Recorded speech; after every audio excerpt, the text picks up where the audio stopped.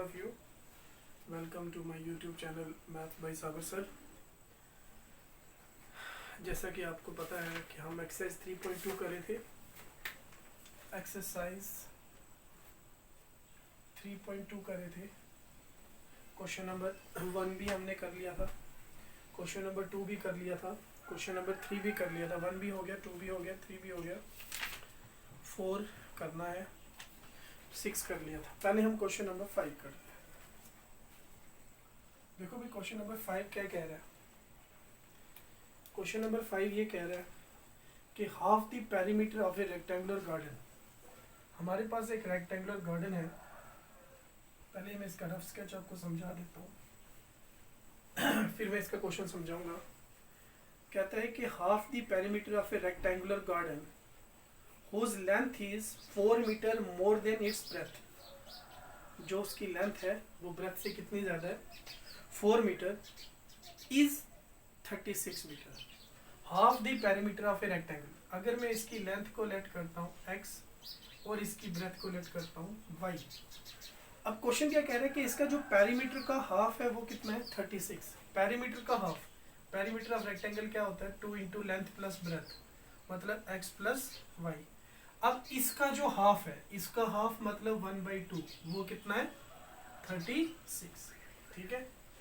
Question ये कह रहा था कि जो पेरीमीटर का हाफ है, perimeter of rectangle, perimeter of rectangle का जो हाफ है वो कितना है, 36. तो पेरीमीटर ऑफ रेक्टेंगल का फार्मूला होता है 2 इंटू लेंथ प्लस ब्रेथ, उसका हाफ किया, आ गया 36. ये 2 और ये 2 कैंसिल, तो x plus Y equal to 36. ये आपके पास बन जाएगी कंडीशन फर्स्ट. ये मैं भी रफली समझा रहा हूँ. अब सेकंड क्वेश्चन, अब सेकंड कंडीशन क्या है, जो लेंथ है वो ब्रेथ से कितनी ज़्यादा है, मतलब जो लेंथ है वो ब्रेथ से कितनी ज़्यादा है, 4. तो अकॉर्डिंग टू सेकंड कंडीशन, अगर मैं ब्रेथ में 4 ऐड कर दूं, क्या ये दोनों कंडीशनें आपस में बराबर हो जाएंगी. अगर मैं ब्रेथ में 4 ऐड कर दूं तो ये दोनों कंडीशनें आपस में बराबर हो जाएंगी, मतलब x equal to Y plus 4. मैंने ब्रेथ में 4 ऐड कर दिया. क्वेश्चन ये कह रहा है कि length is 4 more than it's breath. जो लेंथ है वो ब्रेथ से 4 ज्यादा है. तो 4 ज्यादा है मतलब आप ब्रेथ में 4 ऐड कर दो, दोनों बराबर हो जाएंगे. ठीक है.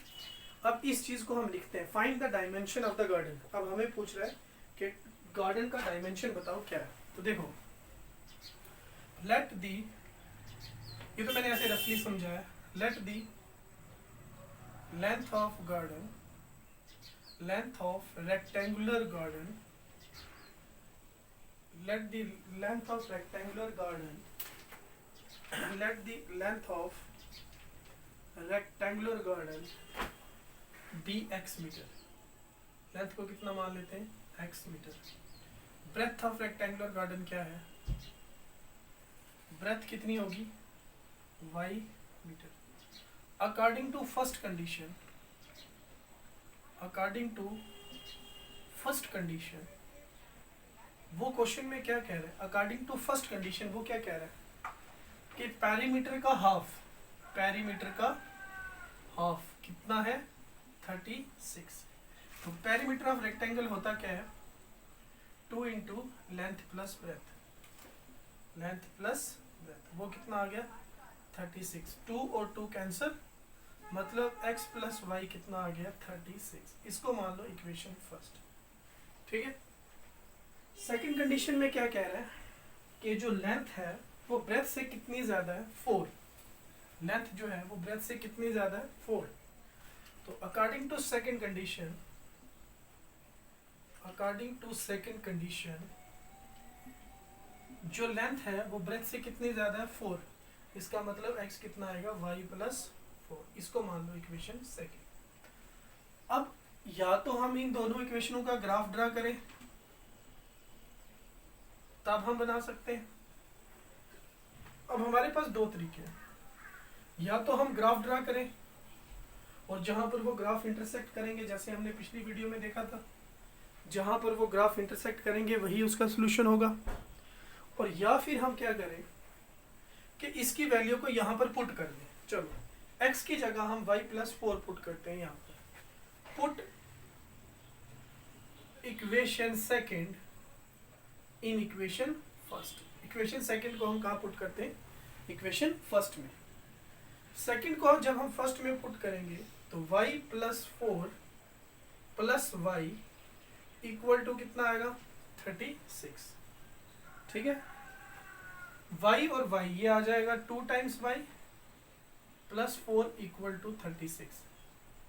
2y इक्वल टू 36 में से 4 निकालोगे तो बाकी बचेगा 32, मतलब y कितना आ जाएगा 16। थोड़ी सी कैलकुलेशन बीच में मैंने शॉर्ट कर दी है, वो आपको पता ही है। y कितना आ गया 16।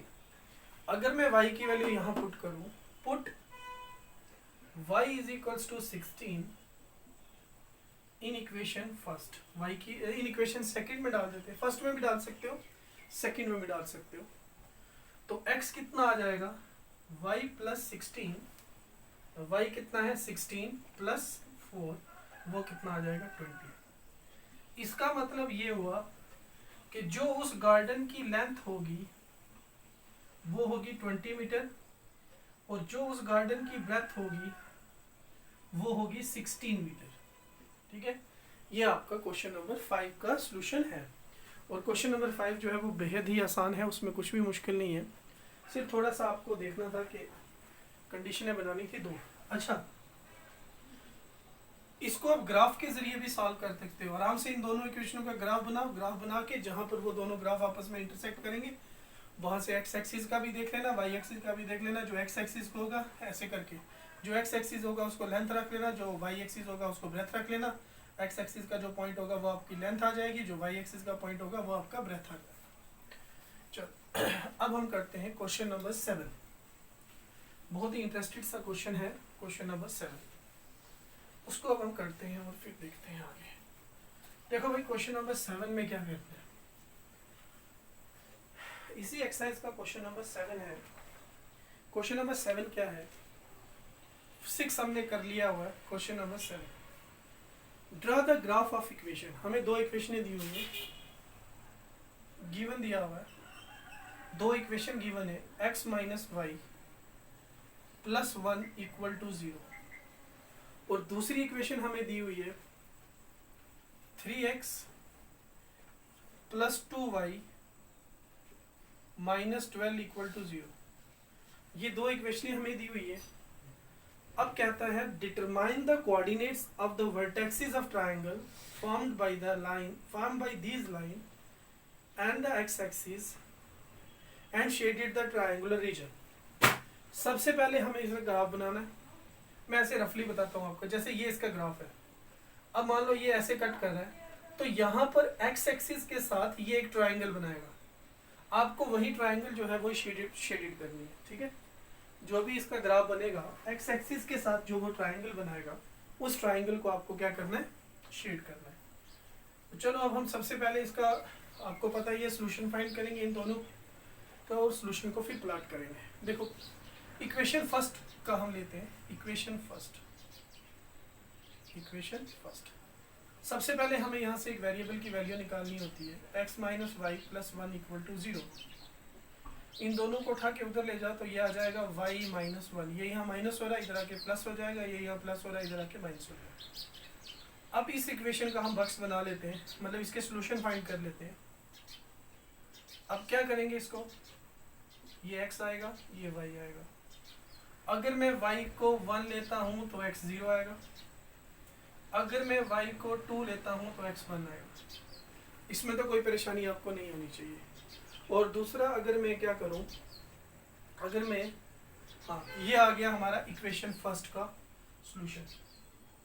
ठीक है, अब हम इक्वेशन सेकंड को प्लॉट करते हैं। इक्वेशन सेकंड क्या है, 3x plus 2y minus 12 equal to 0। अब इसको भी हम ऐसे ही करेंगे, 2 सॉल्यूशन निकालेंगे इसके। ये इक्वेशन सेकंड है आपकी, इक्वेशन सेकंड। ठीक है, अब ये आ जाएगा 3x minus 2y minus 12, sorry plus 12। ये यहाँ प्लस हो रहा है इधर आके माइनस हो जाएगा, ये यहाँ माइनस हो रहा है इधर आके प्लस हो जाएगा। मैंने बीच में थोड़ा शॉर्ट प्लस माइनस कर दिया है यहाँ। ये आ जाएगा 3x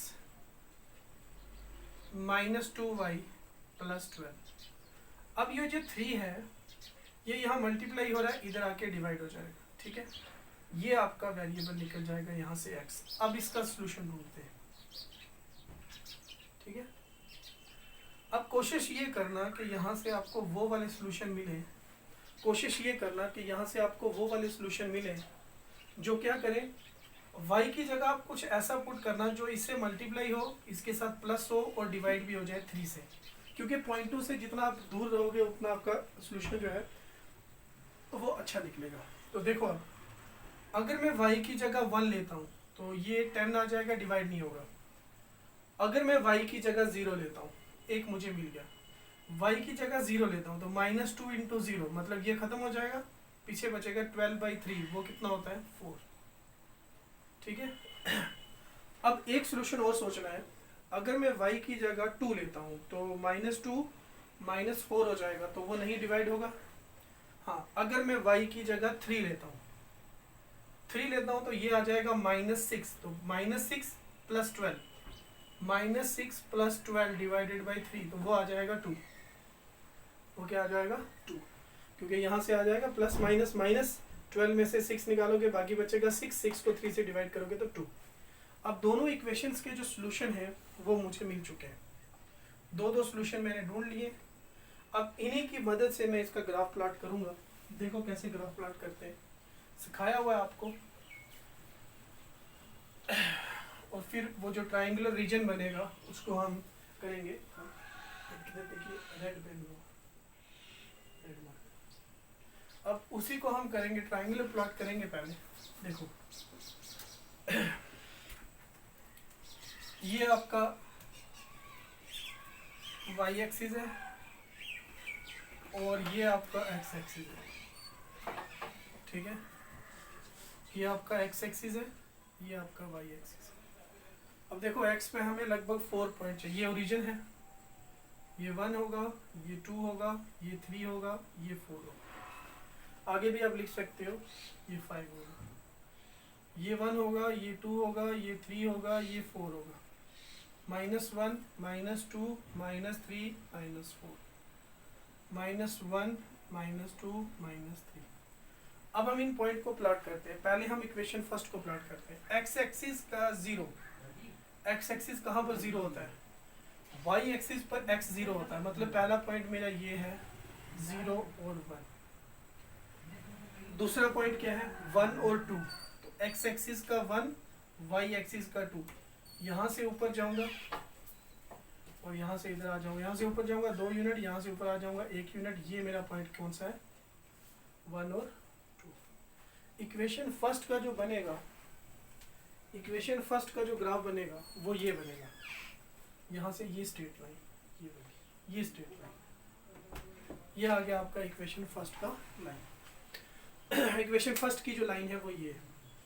अब इक्वेशन सेकंड को प्लॉट करते हैं। इक्वेशन सेकंड में क्या है 4 और 0, x एक्सिस का 4 और y एक्सिस का 0। तो आपको पता है कि यहाँ पर इस पूरी लाइन पर y 0 होता है, तो ये आ जाएगा 4 और 0। भैया ये याद रखना, हाँ आपको बता देता हूँ, y एक्सिस पर x 0 होता है और x एक्सिस पर y 0 होता है, ये याद रखना ये बात, ठीक है। और 2 3, x एक्सिस का 2 और y एक्सिस का 3, तो ये रहा x एक्सिस का 2 और y एक्सिस का 3। यहाँ से ऊपर 3 यूनिट, यहाँ से इधर 2 यूनिट, ये आपका पॉइंट आ गया कौन सा x एक्सिस का 2 और y एक्सिस का 3। अब हमने क्या करना है, इन दोनों पॉइंट को स्ट्रेट में ज्वाइन कर देना ऐसे। अब वो कह रहा था कि जब इन दो इक्वेशनों का आप ग्राफ बनाओगे, वो जो ग्राफ होगा वो x एक्सिस के साथ एक ट्राइंगल बनाएगा। क्या करेगा, x एक्सिस के साथ एक ट्राइंगल बनाएगा और हमें उसी ट्राइंगल को शेड करना था। तो ये है वो आपकी ट्राइंगल, x एक्सिस के साथ जो ये बना रहा है, ये जो मैंने शेड की है यही वो आपकी ट्राइंगल है जो x एक्सिस के साथ बना रहा था। जो वो इक्वेशन थी, pair of equation x axis के साथ ये ट्राइंगल बना, ठीक है।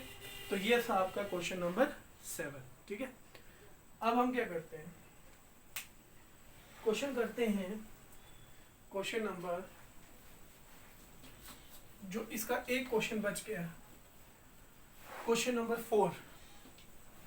लास्ट क्वेश्चन इस एक्सरसाइज 3.2 का क्वेश्चन नंबर 4, और फिर हम कल से शुरू करेंगे सब्स्टिट्यूशन मेथड। देखो क्वेश्चन नंबर 4 क्या कह रहा है, मैं क्वेश्चन पढ़ता हूँ पहले। Which of the following pair of linear equation are consistent, inconsistent? If consistent, obtain the solution geographically. तो ऐसा लग नहीं रहा कि ये क्वेश्चन हम पिछले 2 दिन से यही रिवाइज कर रहे हैं कि कंसिस्टेंट कौन है और इनकंसिस्टेंट कौन है। कंसिस्टेंट मींस इंटरसेक्ट कर रहा है और इनकंसिस्टेंट मींस पैरेलल है, और अगर इंटरसेक्ट कर रहा है तो बताओ सॉल्यूशन क्या है। तो 1-2 पार्ट जो है वो मैं करवा देता हूँ आपको। हम यहाँ पर क्वेश्चन नंबर इसका पहला पार्ट करते हैं। देखो पहला पार्ट क्या है, क्वेश्चन नंबर 4 का पहला पार्ट, ठीक है। और फिर इसी के साथ हमारा जो है क्वेश्चन नंबर 4 का जो पहला पार्ट है वो क्या है, x + y = 5, और दूसरा इक्वेशन क्या है, x + 2y = 10। अब मुझे एक बात बताओ, क्या हम यहाँ से देखो हमें गिवन इक्वेशन क्या दिया हुआ है, सॉल्यूशन क्या है इसका, हमें गिवन इक्वेशन दिया हुआ है x + y = 5 और 2x + 2y = 10। ये इक्वेशन फर्स्ट है और ये इक्वेशन सेकेंड। अब यहाँ से हम इसका a1 और a2 फाइंड करेंगे। देखो a1 क्या आएगा, a1 कितना है, 1 है। a2 कितना है, 2 है, जिसका क्वेश्चन कुछ नहीं होता उसका 1 होता है। b1 कितना है, 1 है। b2 कितना है, 2 है। c1 कितना है, 5 है। ये यहाँ से माइनस हो जाएगा, तब भी वो कैंसिल ही हो जाएगा, कोई फर्क नहीं पड़ता। c2 कितना है, 10 है। अब देखो अगर मैं इसको डिवाइड करूँ तो a1/a2 क्या आता है, 1/2 आता है। b1/b2 क्या आता है, 1/2 आता है। और c1/c2 क्या आता है, 5/10 आता है, 1/2। अब आपको पता है कि जब तीनों बराबर हों तो क्या होता है, फिर जब तीनों बराबर हों a1/a2, therefore a1/a2 = b1/b2 = b1/b2 = c1/c2। अब मुझे बताओ जब तीनों आपस में बराबर हों तो तब क्या होता है, जल्दी से बताओ। जब तीनों आपस में बराबर हों तब क्या होता है, कंसिस्टेंट डिपेंडेंट आता है, कंसिस्टेंट डिपेंडेंट। और हम कंसिस्टेंट डिपेंडेंट में सॉल्यूशन नहीं निकालते। कंसिस्टेंट डिपेंडेंट का मतलब क्या होता है कि लाइनें क्या करेंगी, ओवरलैप करेंगी, ठीक है। तो इसका मतलब हो गया कंसिस्टेंट डिपेंडेंट। तो ये है डिपेंडेंट कंसिस्टेंट का पार्ट। तो इसका क्या है, डिपेंडेंट एंड कंसिस्टेंट। ये डिपेंड भी कर रहा है और कंसिस्टेंट भी, डिपेंडेंट कंसिस्टेंट, कंसिस्टेंट कंसिस्टेंट, ठीक है। डिपेंडेंट कंसिस्टेंट है ये पार्ट, ठीक है। अब उसके बाद हम इसका एक पार्ट और करेंगे, दूसरा पार्ट। तो दूसरे पार्ट में फिर हम देखेंगे इसका क्या करना है आगे, कितने पार्ट और करने हैं या कितने नहीं करने हैं, क्योंकि अब इस एक्सरसाइज 3.2 को और कितना हम लेके चलेंगे, क्योंकि बड़ा सारा कर चुके हैं इसका। तो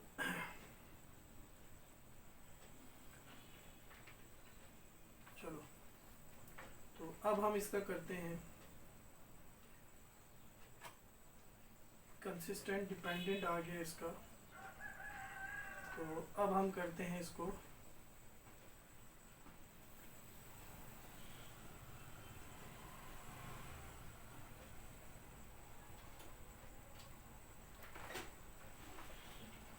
चलो भाई इसका एक पार्ट और कर लेते हैं।